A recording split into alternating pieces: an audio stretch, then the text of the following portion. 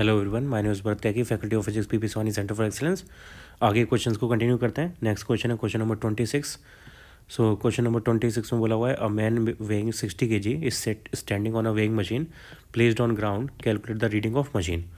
तो reading of machine के लिए कुछ नहीं करना आपको, सिर्फ जो वेइंग मशीन के ऊपर का मास है उसको चेक कर लेना है। तो यहाँ वेइंग मशीन के ऊपर एक पर्सन स्टैंडिंग है जिसका मास 60 kg है, तो उसके लिए बस फ्री बॉडी डायग्राम बना दो। तो ये पर्सन के लिए फ्री बॉडी डायग्राम बना रहा हूँ मैं। सपोज़ ये मैंने सर्कल से शो कर दिया उसको। तो नीचे की तरफ इस पर वेट है 60 kg, यानी 60 g वेट हो जाएगा, और ऊपर की तरफ नॉर्मल रिएक्शन। तो normal reaction equals to 60 g, और जी की वैल्यू सपोज 10 है, तो 600 न्यूटन। ये वेइंग मशीन की रीडिंग हो जाएगी। तो रीडिंग के लिए, वेइंग मशीन की रीडिंग के लिए बस इतना करना होता है, वेइंग मशीन के ऊपर जो मास है उसमें जी का मल्टीप्लाई कर दो, बस आंसर आ जाएगा। ओके, सिमिलरली ऐसा तो नेक्स्ट क्वेश्चन भी यही है। A man of mass 60 kg is standing on a weighing machine 2 of mass 5 kg placed on ground. Another similar weighing machine is placed on man's head. A block of mass 50 kg is put on the weighing machine 1. Calculate the readings of weighing machines 1 and 2. G की value 10। Okay, इसका diagram कुछ इस type का है। एक तो दो weighing machine है यहाँ पे। वेइंग मशीन 2 ग्राउंड पर रखी हुई है जिसके ऊपर एक पर्सन खड़ा है, और पर्सन के हेड पर दूसरी एक वेइंग मशीन रखी हुई है, वेइंग मशीन 1, और उसके ऊपर एक 50 kg ब्लॉक रखा हुआ है। तो दोनों वेइंग मशीन की हमें रीडिंग बतानी है। तो जैसे मैंने पीछे बताया था, जिस भी वेइंग मशीन की आप रीडिंग बता रहे हो उसके ऊपर का जो मास है बस उसको चेक कर लो और उसमें जी का मल्टीप्लाई कर दो। तो reading of weighing machine 1, reading of weighing machine 1 equals to R1 equals to N1 equals to कितना हमारे पास मास है उसके ऊपर 50 इंटू जी। तो जी की वैल्यू 10 यानी 500 न्यूटन। First answer. अब रीडिंग ऑफ वेइंग मशीन 2 ये हमें निकालना है। रीडिंग ऑफ वेइंग मशीन 2, तो इसके ऊपर कितना मास है टोटल। एक तो पर्सन का मास क्वेश्चन में दिया हुआ है 60 kg है, प्लस वेइंग मशीन 1 का मास, वेइंग मशीन 1 का मास है 5 kg, प्लस उसके ऊपर जो मास रखा है 50 kg इंटू जी की वैल्यू 10। तो ये हो गया 60 + 50 110 एंड 115 इंटू 10, तो यहाँ से 1150 न्यूटन। ये सेकेंड वेइंग मशीन की रीडिंग आ जाएगी। ओके, ये हो गया। Next question number 28। A block of mass 10 kilogram. सारे क्वेश्चंस को मेरे करने से पहले आप एक बार ट्राई ज़रूर किया करो। अ block of mass 10 kilogram is suspended with 2 strings as shown in figure. Find the tensions T1 and T2 in the 2 strings. Okay, इसको करने से पहले एक कंसेप्ट हमको समझना पड़ेगा, पहले उसको कर लेते हैं, इसके बाद क्वेश्चन को ट्राई करेंगे। Concept is first equilibrium.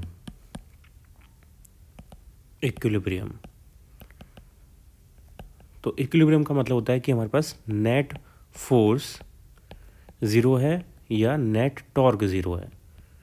Net torque zero है। जब नेट फोर्स ज़ीरो होता है उसको हम बोलते हैं ट्रांसलेशनल इक्विलिब्रियम।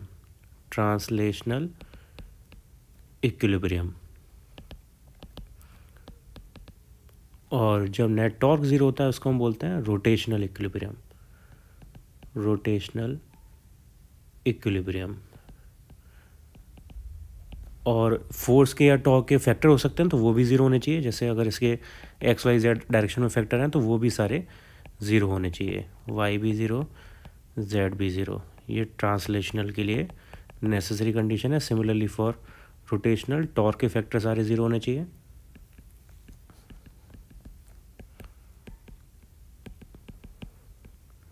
ओके, तो ये हमारे पास इक्विलिब्रियम की कंडीशन है। 2 टाइप के इक्विलिब्रियम है, स्टेशनरी और रोटेशनल। इसके अलावा कुछ और मेथड से भी हम इक्विलिब्रियम का मतलब समझ सकते हैं। जैसे अगर नेट फोर्स ज़ीरो है और फोर्स का फॉर्मूला होता है एक पोटेंशियल एनर्जी के टर्म में du/dr, तो इसका मतलब हमारे पास du/dr भी ज़ीरो है। और हम मैथ में ये चीज़ जानते हैं कि अगर किसी चीज़ का हम ग्रेडियंट यानी उसका डिस्टेंस के साथ डिफरेंशिएशन ज़ीरो कर देते हैं, इसका मतलब वो मैक्सिमा या मिनिमा शो कर रहा है उस कंडीशन का। तो यहाँ पे जो इक्विलिब्रियम है वो हमें शो करता है u की मैक्सिमम या मिनिमम वैल्यू, बेसिकली मिनिमा। तो इसका मीनिंग है कि जहाँ पे पोटेंशियल एनर्जी मिनिमम होती है वहाँ पर इक्विलिब्रियम होता है हमारे पास। Equilibrium is where the potential energy is minimum. Basic concept ये है कि दुनिया की हर चीज़, यूनिवर्स की हर चीज़ लोएस्ट एनर्जी स्टेट में आना चाहती है, तो वो लोएस्ट एनर्जी स्टेट का मतलब वो पोटेंशियल एनर्जी को मिनिमम करना चाहती है। जहाँ पे पोटेंशियल एनर्जी मिनिमम होती है वहाँ पे फोर्स जीरो हो जाता है या टॉर्क जीरो हो जाता है, हैंस वो इक्विलिब्रियम की कंडीशन में आ जाती है। तो ये मीनिंग होता है इक्विलिब्रियम का। और ट्रांसलेशनल रोटेशनल तो उसके मोशन की डायरेक्शन के हिसाब से है। इसके अलावा दो टाइप और होते हैं इक्विलिब्रियम के, वो एनर्जी के बेसिस पर है। वो दो फर्दर टाइप हैं।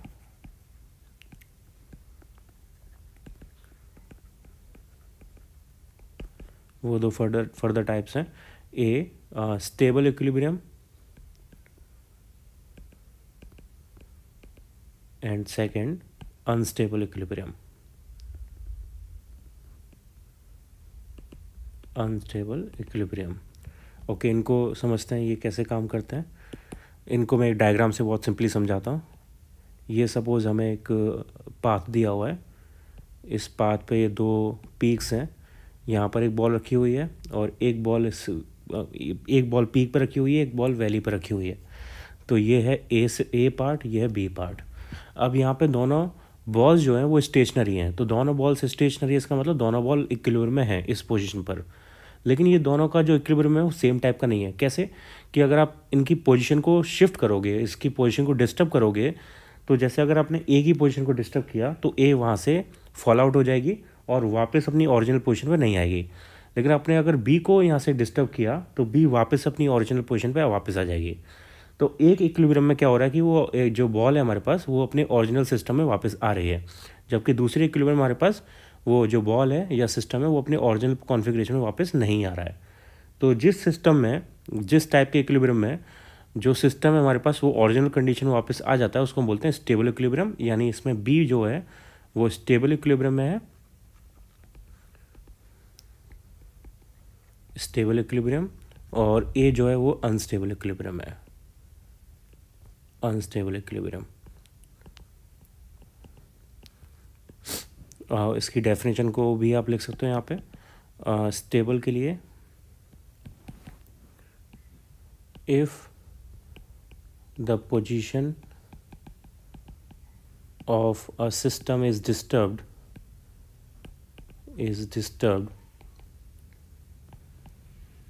and still it returns back to its initial condition,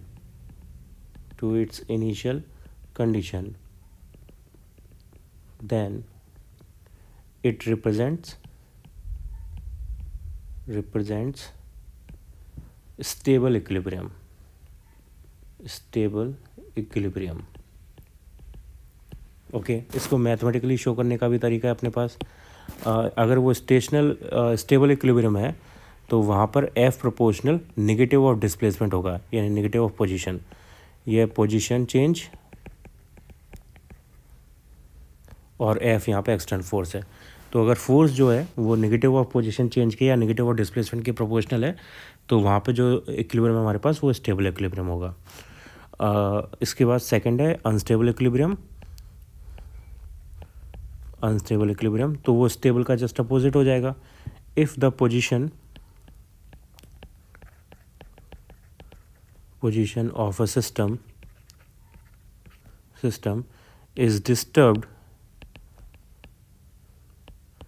and it doesn't return back to its initial conditions,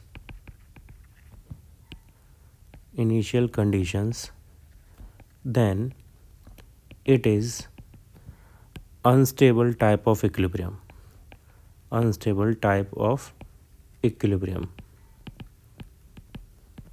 और यहाँ पे f is proportional to positive position change, यानी f प्रोपोर्शनल टू x, ये condition होती है इसकी। इसके अलावा आप एक और इक्विलिब्रियम बता सकते हो यहाँ पे, जिसमें वो बॉडी रेस्ट में नहीं होती, बॉडी मोशन करती है लेकिन बॉडी यूनिफॉर्म मोशन करती है, तो वो भी पॉसिबल है। रेस्ट में होना इक्विलिब्रियम के लिए ज़रूरी नहीं है। अगर बॉडी मोशन कर रही है वो तब भी इक्विलिब्रियम पॉसिबल है, अगर उसके पास एक्सेलरेशन नहीं है तो, यानी वो कांस्टेंट स्पीड से मूव कर रही है तो उस केस में जो इक्विलिब्रियम आएगा हमारे पास वो न्यूट्रल इक्विलिब्रियम होगा। उसको भी यहाँ पे हम ऐड कर सकते हैं,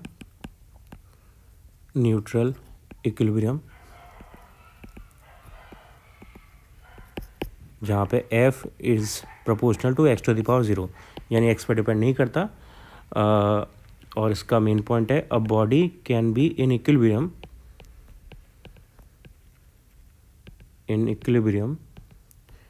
even if it is in motion, but the motion has to be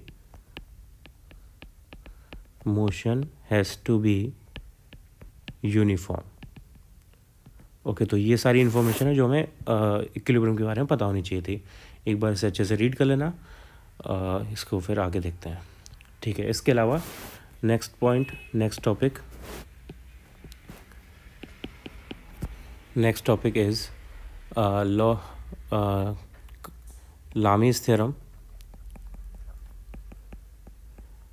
और साइन रूल। ये हमने वेक्टर्स में ऑलरेडी पढ़ा हुआ है, लेकिन मैं दोबारा बता देता हूँ क्योंकि इसका यूज़ होगा अभी आगे। लामीज़ थ्योरम और साइन रूल, इसमें बेसिकली बताया जाता है कि आपके पास अगर 3 वेक्टर्स हैं या फोर्सेस हैं जो कॉन्करेंट फोर्सेस हैं, यानी एक ही पॉइंट से वो ऑरिजिनेट हो रहे हैं, तो उनके बीच में एक रिलेशन होता है पर्टिकुलर जो काफ़ी हेल्प करता है उनको सॉल्व करने में। ये F1 के सामने वाला एंगल अल्फ़ा है, F2 के सामने वाला एंगल बीटा है, F3 के सामने वाला एंगल गामा है। तो वो रिलेशन जो होता है साइन रूल या लामीज़ थ्योरम बोलते हैं उसे, और वो रिलेशन है F1 कोई भी एक फोर्स ले लो और उसके सामने वाला एंगल, या जो भी फोर्स लिया है उसके अलावा जो 2 वेक्टर्स हैं उनके बीच का एंगल। तो हमने F1 फोर्स लिया तो उसके अलावा कौन से फोर्स बचे, F2 और F3। तो F2 और F3 के बीच का एंगल क्या है, अल्फ़ा। तो F1 upon sine alpha equals to, दूसरा फोर्स लो F2, हमने F2 लिया तो उसके अलावा 2 फोर्सेस बचे F1 और F3, और F1 और F3 के बीच का एंगल है बीटा, तो साइन बीटा। ऐसे similarly F3 upon sine gamma. तो ये जो फॉर्मूला है इसको हम लामीज़ थ्योरम या साइन रूल बोलते हैं। ये हमने ऑलरेडी पढ़ा हुआ है वैसे वेक्टर्स में, लेकिन मैंने दोबारा बता दिया यहाँ पे। ओके, एक लास्ट चीज़ और बस, लॉ ऑफ, ये रोटेशनल इक्विलिब्रियम के लिए बता रहा हूँ मैं। फॉर रोटेशनल इक्विलिब्रियम, और ये रोटेशनल इक्विलिब्रियम भी आगे एक चैप्टर में और डिटेल में आएगा। यहाँ पे सिर्फ हम न्यूमेरिकल करना सीख रहे हैं, इसका बेसिक इन्फॉर्मेशन। रोटेशनल इक्विलिब्रियम में क्या होता है, टॉर्क ज़ीरो होता है, नेट टॉर्क इज ज़ीरो। तो उसको हम ऐसे भी लिख सकते हैं, law of conservation of movements of forces, movement of forces. तो मूवमेंट ऑफ फोर्सेस का मतलब बेसिकली फोर्स इनटू डिस्टेंस। कैसे डिटेल में क्या मतलब है इसका, वो हम क्वेश्चन में हम देखेंगे, और आगे एक चैप्टर आएगा रोटेशन, उसमें और डिटेल में देखेंगे इसे। तो इसका मतलब है कि टोटल क्लॉकवाइज मोमेंटम जितना है, मूवमेंट ऑफ फोर्स जितना है, उतना ही एंटी क्लॉकवाइज होना चाहिए। Total counter clockwise movement of force is equals to total clockwise movement of forces. इसका मीनिंग क्या है अभी क्वेश्चन में समझ में आएगा अपने को, ये बस आपको अभी लिख लेना है। ठीक है, अब आगे क्वेश्चन ट्राई करते हैं। क्वेश्चन दिया हुआ है, a block of mass 10 kg suspended with 2 strings as shown in figure, find the tension T1 and T2 in the 2 strings। Okay, तो यहाँ पे जो अरेंजमेंट हमें दिया हुआ है इसको हमें साइन रूल की तरह देखना है। यहाँ पे 3 फोर्सेज हैं, एक T1 है, एक T2 है, और एक तीसरी वायर है जिसमें टेंशन T3 सपोज हम अज्यूम कर लेंगे। तो 3 फोर्सेज हो जाएंगे। 3 फोर्सेज को हम लामीज़ थ्योरम की तरह लगा देते हैं। ये T1 और ये है T2 और ये नीचे है T3। तो T3 जो है वो यहाँ से 10 kg का फ्री बॉडी डायग्राम बनाओगे तो आपको पता चल जाएगा कि वो 10 kg के वेट के बराबर है। तो T3 is equals to W equals to 10 into G. तो जी की वैल्यू सपोज यहाँ पे हम 10 ले लेते हैं, तो ये हो जाएगा 10 इंटू 10 यानी 100 न्यूटन। ओके, अब यहाँ पे हमें T1 T2 की वैल्यू निकालनी है, तो उसके लिए एंगल्स देखने पड़ेंगे। तो ये एंगल ऑब्वियसली 90 डिग्री है, और ये एंगल हमें क्वेश्चन में 30 डिग्री दिया हुआ है। इसका मतलब ये टोटल एंगल हो गया 90 + 30 यानी 120 डिग्री, और ये 120 है तो यहाँ पर ये वाला एंगल हो जाएगा 90 + 60 150 डिग्री।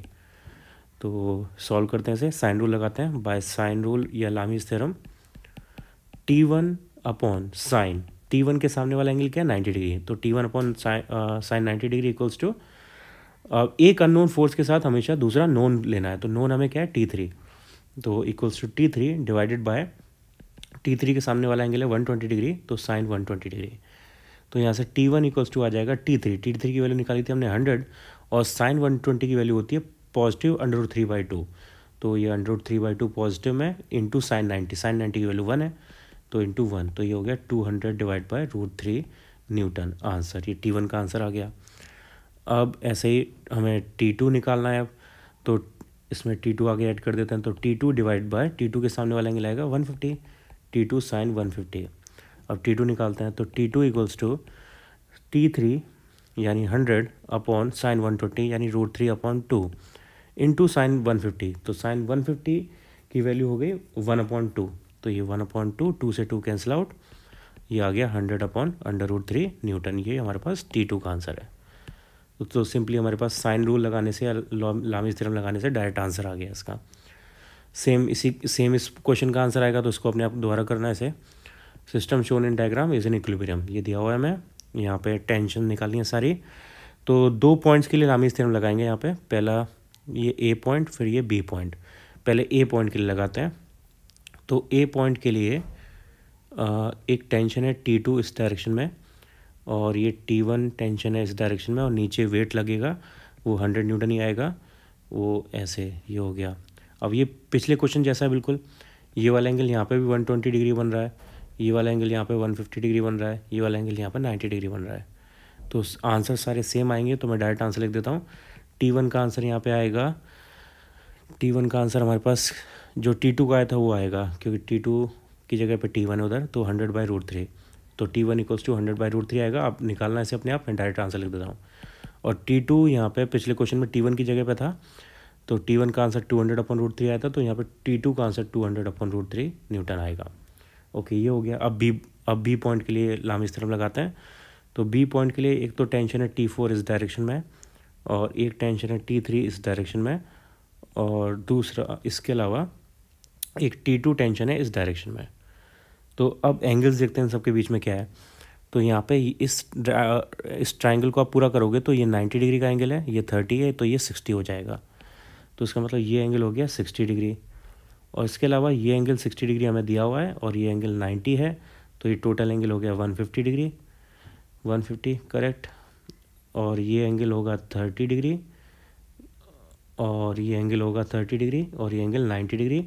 तो 90 + 30 + 30, तो ये टोटल एंगल कितना हो गया 90 + 60 यानी 150। तो 150, 150, 300, 360, टोटल 360 हो गया। ओके, अब यहाँ पे हमें पता क्या है, हमें यहाँ पे T2 पता है, ठीक है। तो T4 और T2 के लिए पहले इक्वेशन लिखते हैं। तो T4 और T2 के लिए इक्वेशन क्या बनेगी, T4 के सामने वाला एंगल कितना है 60, T4/sin 60 इक्वल्स टू T2 के सामने वाला एंगल है 150, T2/sin 150, ठीक है। T4 की वैल्यू हमें निकालनी है, sin 60 की वैल्यू √3/2 होती है। T2 की वैल्यू हमने निकाली थी कितनी है 200/√3, और sin 150 की वैल्यू होती है 1/2, तो इंटू 1/2, तो 2 से 2 कैंसिल आउट, √3 से √3 कैंसिल आउट, तो T4 इक्वल्स टू आ गया यहाँ पे 200 न्यूटन। ये पहला आंसर, ये आंसर आ गया हमारे पास T4 का। अब T3 के लिए निकालते हैं। तो T3 के सामने वाला एंगल है 150 ऑल्सो, sin 150, और T2 सेम रहेगा, तो ये sin 150 आ जाएगा। तो sin 150 से sin 150 कैंसिल आउट, तो T3 इक्वल्स टू T2 आ गया बेसिकली, एंड T2 की वैल्यू है 200/√3, तो T3 की वैल्यू भी होगी 200/√3 न्यूटन। ओके, ये हमारे पास लास्ट इस केस का आंसर हो गया। तो चारों टेंशन के आंसर हमारे पास यहाँ से आ गए लामीज थ्योरम लगाने से। Okay, next question, find the magnitude of the horizontal force F required to keep the block of mass M stationary on the smooth inclined plane as shown in figure। ठीक है, तो ये figure दिया हुआ है हमें। F की value क्या होगी जब M ब्लॉक ये जो है वो स्टेशनरी रहे इससे इंक्लाइन प्लेन पर, वो हमें कंडीशन निकालनी है। तो उसके लिए इसका फ्री बॉडी डायग्राम चाहिए होगा, हमें फ्री बॉडी डायग्राम बनाते हैं। तो ये M ब्लॉक है, M ब्लॉक पे इसका वेट लग रहा है नीचे mg, और यहाँ पे इसको फैक्टर करेंगे तो mg cos थीटा इधर आएगा, और mg sin थीटा इधर आएगा, mg sin थीटा। अब mg cos थीटा तो यहाँ पे नॉर्मल रिएक्शन से बैलेंस हो जाएगा, तो इसका तो कोई टेंशन है नहीं। जो इसे नीचे खींचेगा वो mg sin थीटा वाला फोर्स है, तो हमें इस mg sin थीटा को बैलेंस करना है f के फैक्टर से। और f किधर लग रहा है, f लग रहा है इस हॉरिजॉन्टल डायरेक्शन में। तो एफ का फैक्टर हमें एम जी साइन थीटा की डायरेक्शन में निकालना है, तो इसके लिए हमें इस डायरेक्शन में एफ का फैक्टर चाहिए। तो इसके लिए हमें ये एंगल पता होना चाहिए। ये एंगल कितना होगा, हमारे पास ये वाला एंगल है, ये एंगल था थीटा, तो ये वाला एंगल हो जाएगा 90 माइनस थीटा एंड हैंस ये वाला एंगल हो जाएगा थीटा। तो इधर एफ का फैक्टर आएगा एफ कॉस थीटा। तो F cos theta M G sine theta को बैलेंस करना चाहिए, तब जो ब्लॉक है हमारे पास वो इंक्लाइन प्लेन के अलॉन्ग मूव नहीं करेगा। तो यहाँ पे एफ का वैल्यू आएगी sine theta upon cos theta, यानी एफ हमारे पास एम जी टेन थीटा के बराबर होना चाहिए। उस केस में ये ब्लॉक जो है वो मूव नहीं करेगा। तो पूरा जो क्वेश्चन था सिंपली क्या बोलते हैं, हमारे पास एफ बी डी वेज था, एफ बी डी से सिंपली हो जाएगा ये। Next question, the object in figure weighs 40 kg and hangs at rest, find the tension in the 3 cords that hold it. 3 cords, 2 ही कॉर्ड्स हमारे पास, नहीं 3 chords, अच्छा ये यहाँ पर हो जाएगा 3 कॉर्ड्स, नीचे की तरफ एक कॉर्ड है 40 kg। तो यहाँ पे टेंशन है सपोज T1, यहाँ पे टेंशन है सपोज T2 और तीसरी कॉर्ड में टेंशन है सपोज T3। तो थर्ड कॉर्ड यानी T3 टेंशन निकालना is very easy. T3 equals to यहाँ पे 40 इंटू जी आ जाएगा सिंपली, जी की वैल्यू 10 सपोज। तो T3 का आंसर यहाँ से आ गया 40 इंटू 10 यानी 400 न्यूटन। 400 न्यूटन हमारे पास T3 हो गए। ओके, पहला आंसर ये। अब हमें T1 और T2 निकालना है, तो उसके लिए हम साइन रूल लगा देते हैं। तो T1 अपॉन साइन कितना एंगल आएगा, 37 और 90, 90 प्लस 37, तो साइन 90 प्लस 37 ये T1 के सामने आ जाएगा, इक्वल्स टू T3 हमने निकाल लिया। तो T3 लेते हैं, T3 के सामने वाला एंगल कितना होगा, ये वाला एंगल। तो 37 और 53 हो गया 90, और ये टोटल एंगल होना चाहिए ये ब्लू वाला 180, तो ये बचेगा 90। तो T3 अपॉन साइन 90 हो जाएगा। Okay, sine 90 plus 37, 90 plus theta is positive, तो साइन का पॉजिटिव रहेगा, और चेंज होता है तो साइन का कॉस हो जाएगा। तो T1 upon cos 37 equals to T3 की वैल्यू हमने निकाली 400 न्यूटन आ रही है। ओके ठीक है, तो और साइन 90 की वैल्यू 1, और कॉस 37 की वैल्यू होती है 4/5, करेक्ट, हाँ 4/5। तो ये 8t टाइम्स कैंसिल, तो T1 इक्वल्स टू आ गया 320 Newton. T1 equals to answer है 320 न्यूटन, ये सेकंड आंसर हो गया, ये फर्स्ट आंसर था। अब दोबारा से लगा देते हैं, T3 upon sine 90 equals to, अब T2 को लेंगे यहाँ पे, तो T2 के सामने वाला एंगल है 90 प्लस 53, यानी साइन 90 प्लस 53 डिग्री। अब ये साइन 90 प्लस 53 डिग्री हो जाएगा कॉस 53 डिग्री, और आगे सॉल्व कर लेते हैं इसे। तो T3 की वैल्यू हमने निकाली थी 400, और साइन 91, और T2 हमें निकालना है, और कॉस 53 होता है 3/5, तो ये हो जाएगा T2 इक्वल्स टू 320 न्यूटन। ये हमारे पास थर्ड और लास्ट आंसर आ गया। Okay, next question, uniform